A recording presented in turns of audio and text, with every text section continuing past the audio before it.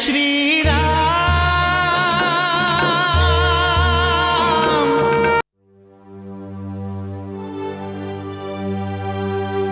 महाराज श्री राम की जय। महाराज श्री राम की जय। महाराज श्री राम की जय।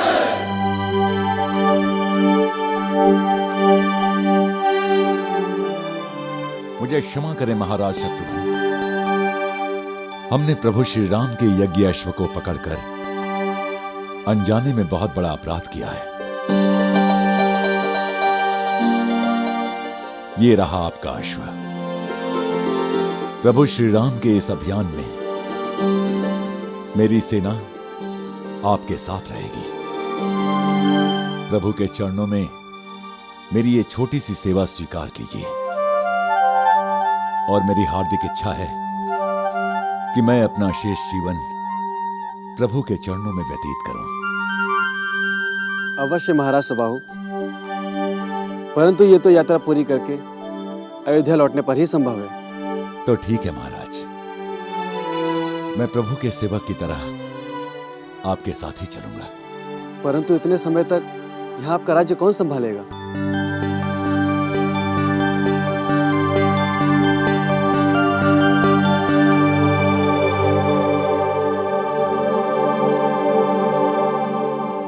लो पुत्र, आज से चक्रांक नगरी का भार मैं तुम्हें सौंपता हूं।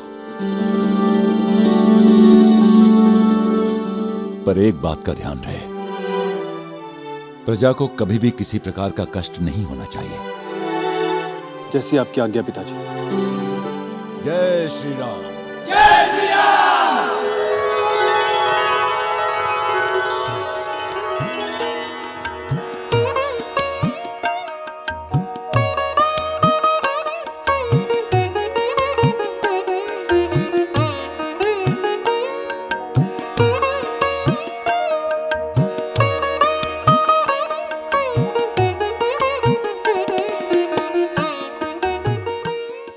भैया, शत्रुघ्न के पास से संदेशवाहक आया है।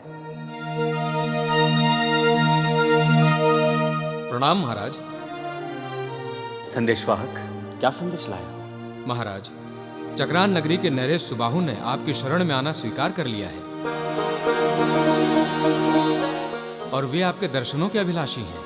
ये तो बहुत ही शुभ समाचार है। उनसे कहना कि उनसे मिलकर हमें भी बहुत प्रसन्नता होगी, और शत्रुघ्न से ये कहना कि वो किसी भी दशा में अपना धीरज न खोए। उनके साथ हमारी शुभकामनाएं हैं, वो अवश्य विजयी होंगे। आप चिंता क्यों करते हैं भैया? इस धरती पर अब किसी में इतना साहस नहीं जो हमारी सेना का सामना कर सके। नियति क्या चाहती है ये कोई नहीं जानता। सेना मात्र युद्ध कर सकती है, किंतु जय पराजय सब नियति के हाथ में है। कल क्या होगा कौन जाने।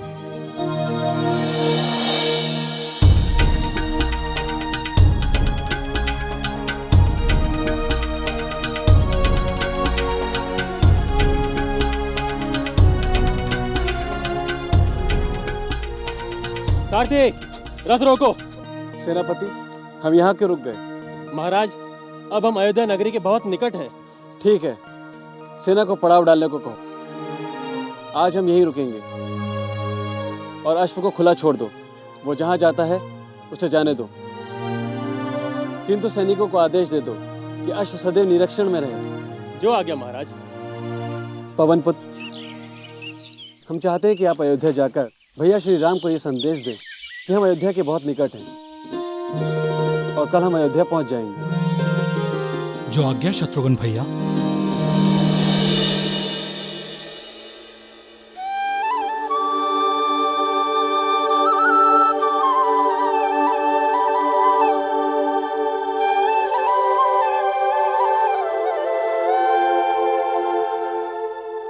हे प्रभु, मेरा व्रत सफल, जिससे कि मैं शीघ्र ही स्वामी के दर्शन कर सकूं।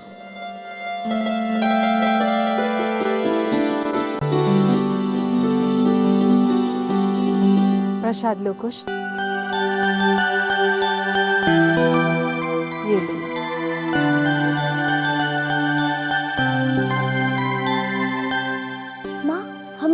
लिया कि सहस्त्रदल कमल कहाँ मिलेगा।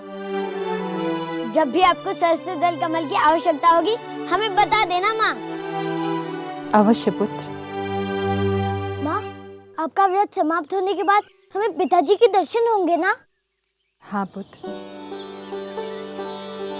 देखना, मैं पिताजी को इतने सुंदर भेंट दूंगा। अच्छा, मैं भी तो देखूं क्या भेंट रखी है तुमने पिताजी के लिए। नहीं, वो केवल पिताजी के देखने के लिए ही है।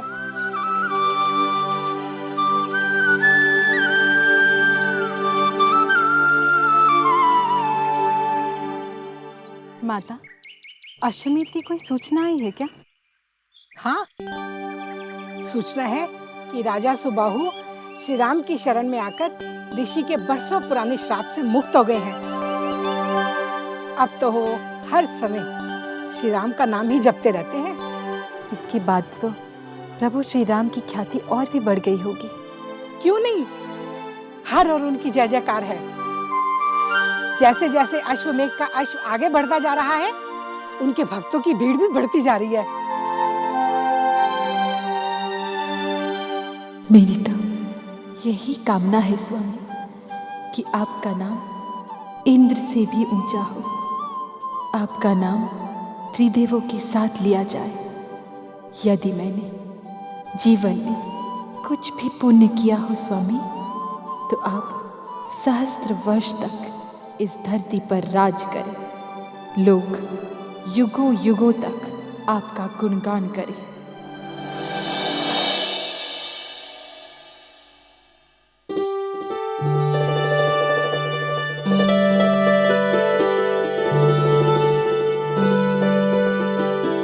प्रणाम प्रभु, और आप सब लोग भी मेरा प्रणाम स्वीकार करें। कल्याण हो।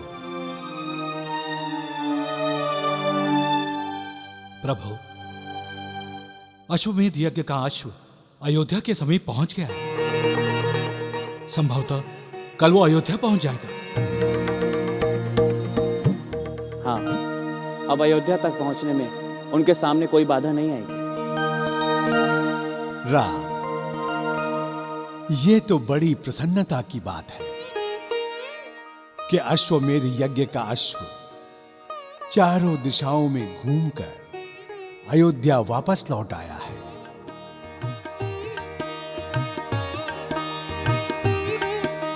इसका अर्थ है कि अब अश्वमेध यज्ञ निर्विघ्न संपन्न हो जाएगा।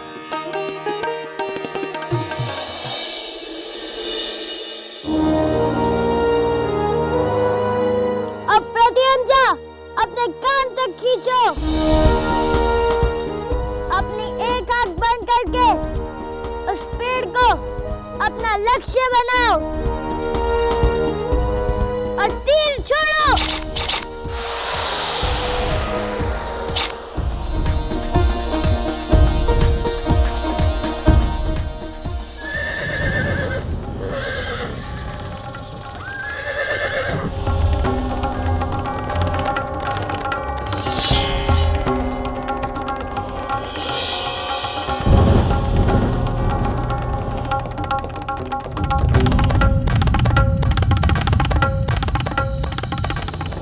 राजेश्वर छत्रपति महाराज रामचंद्र के अश्वमेध यज्ञ का ये अश्व दिगांतर में स्वतंत्र ब्रह्मांड के लिए छोड़ा गया है। इसके आगे जो नतमस्तक होगा उसे महाराज रामचंद्र की शरण प्राप्ति होगी, और जो इसे पकड़ने का जो साहस करेगा उसे महाराज राम की सेना से युद्ध की चुनौती स्वीकार करनी पड़ेगी। इसका अर्थ है कि अयोध्या में श्री राम का अश्व है। कितना सुंदर है ये अश्व। इस अश्व पर तो सिर्फ राजा ही बैठते होंगे। तभी तो इस पर ऐसी बातें लिखी हैं। तो तुम्हें क्या करना है? जाने दो इसे। कैसे जाने दो? हम इसे आश्रम ले जाएंगे और देखेंगे कौन आता है इसे लेने।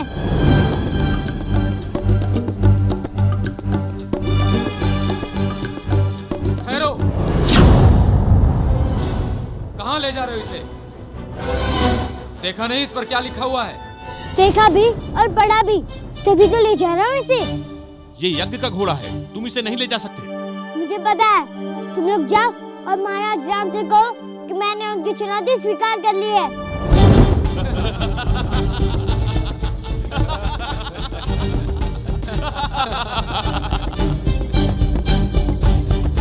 तुम महाराज श्री राम से युद्ध करोगे? हाँ, मैं युद्ध करूंगा। हम तुम्हें बालक समझकर दंड नहीं दे रहे हैं, अन्यथा अनर्थ हो जाता। छोड़ दो इसे। नहीं छोड़ूंगा।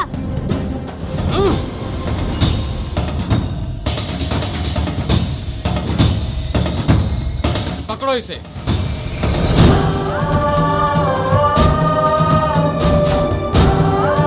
रुक जाओ, वरना सब मारे जाओगे।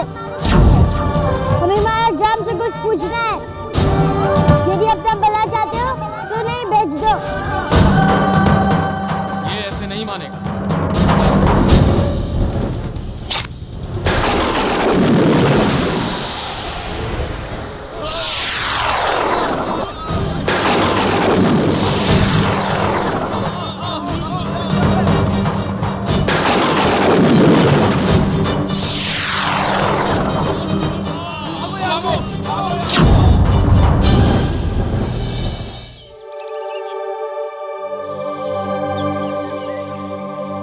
कुश, सुनो कुश।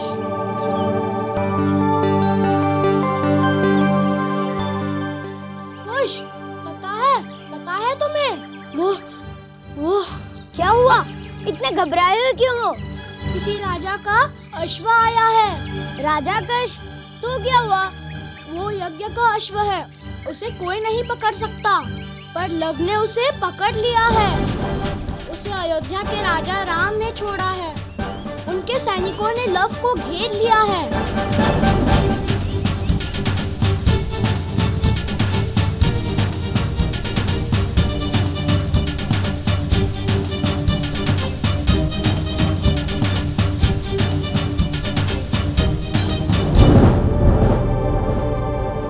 भैया देखो, ये अश्व अयोध्या नगर श्री राम का है।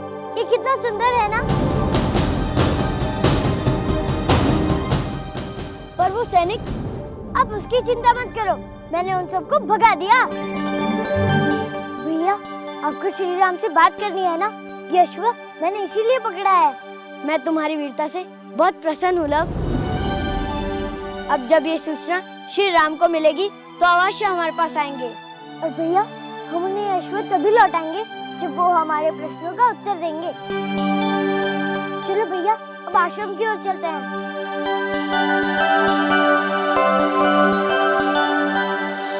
हमने उसे रोकने की बहुत कोशिश की महाराज, लेकिन वो नहीं माना। वो साधारण बालक नहीं है महाराज, उसे दिव्यास्त्र का भी ज्ञान है। वो अग्नि बाण भी चला रहा था महाराज। पर उसने अश्व को क्यों रोका? क्या चाहता है वो बालक? महाराज वो कह रहा था कि जब तक अयोध्यापति श्री राम जी नहीं आएंगे तब तक वो अश्व को नहीं छोड़ेगा। और उसकी ऐसी बातें सुनकर तुम लोग डर गए? क्या वो अकेला बालक इतना शक्तिशाली है जो तुम लोग उसका सामना नहीं कर सके? क्या वो ऐसा शस्त्रधारी है जो तुम लोग उसके सामने नतमस्तक हो गए? क्या वो मानव के रूप में कोई देव है जो तुम लोगों ने उसका सामना नहीं किया? कितनी लज्जा की बात है जो एक बालक ने तुम सबकी ये दुर्दशा कर दी। कोई कुछ बोलता क्यों नहीं? महाराज आप चिंता न करें, मैं स्वयं जाकर उस बालक को उसकी उद्दंडता का दंड देता हूँ। नहीं सेनापति, मुझे लगता है कि ये बालक भैया श्री राम से प्रभावित है और ये उनसे मिलना चाहता है। पुनः आपका क्या आदेश है महाराज? आप उसके साथ प्रेम से बात करें और उसे समझाएं। संभव है वो अश्व लौटा दे, और यदि सच में वो भैया श्री राम से मिलना चाहता है तो आप उसे यहाँ ले आइए। हम उसे उनसे मिलवाने का प्रबंध करेंगे। जैसी आपकी आज्ञा महाराज।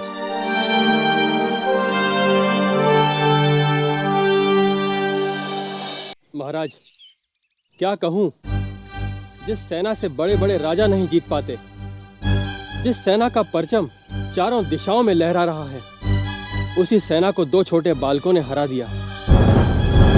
ये आप क्या कह रहे हैं?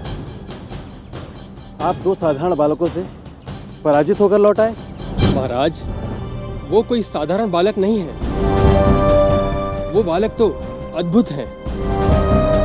वो दोनों ही बालक युद्ध कौशल में भी पारंगत हैं महाराज। वो ऐसे लड़ते हैं महाराज जैसे वो कहीं के राजकुमार हो।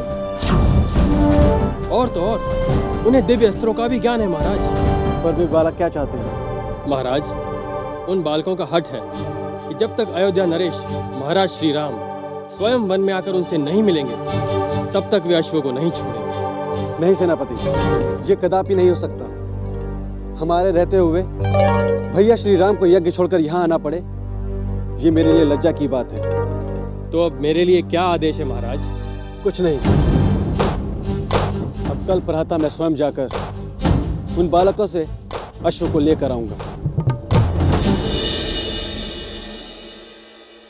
गुरुदेव, कल प्रातः अश्व अयोध्या पहुंच जाएगा। इसका अर्थ है कि ये यज्ञ बिना किसी बाधा के संपन्न हो जाएगा। जी गुरुदेव।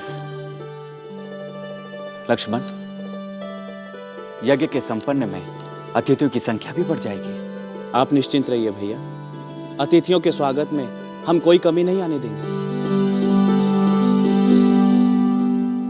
प्रणाम महाराज। प्रणाम।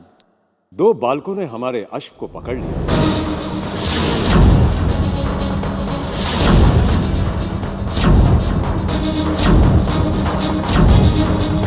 और उन्होंने सेनापति सहित सेना की एक टुकड़ी को हरा भी दिया है।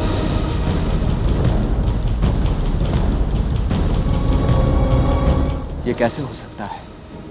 2 बालकों ने हमारी सेना को पराजित कर दिया है। हाँ महाराज, वे दोनों बालक अद्भुत हैं। वे तेजस्वी हैं। वे सूर्यवंशियों की तरह लड़ते हैं।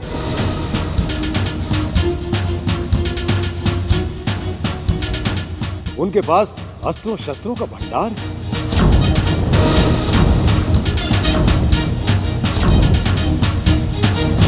ये दोनों कौन हो सकते हैं?